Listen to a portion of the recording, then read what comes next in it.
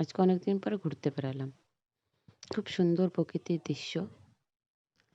অনেকদিন যাওয়া হয়নি, অনেকদিন। এই রাস্তায় অনেকদিন যাওয়া হয়নি। অনেক ভিতরে, তাই আর যাওয়া হয়ে উঠতে পারে না। যাচ্ছি শিবডাঙি। ভাইকে বললাম একটু নিয়ে চ। তো বাইকে করে নিয়ে গেল।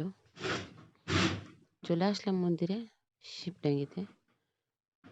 অনেক পুরাতন মন্দির।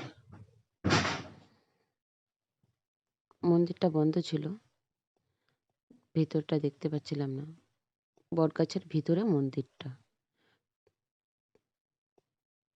অনেক, একটাই বটগাছ, পুরো বটগাছ। এদিক দিয়ে আগে ফাঁকা ছিল, এখন দেখছি ঘেরা দিয়ে দিয়েছে। আগে পুরোটা ফাঁকা ছিল, এগুলো কোনো বাউন্ডারি ছিল না। এটা একটা গেট, আর একটা দেখালাম যে যেখানে ঢুকলাম ও সামনে একটা গেট ছিল, এটা একটা আর একটা গেট।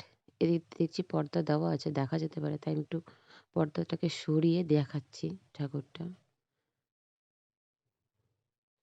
এটা ভিতরে, মানে বটগাছটার ভিতরে হচ্ছে মন্দিরটা, তার ভিতরে শিবলিঙ্গটা, পুরো এরিয়াটা।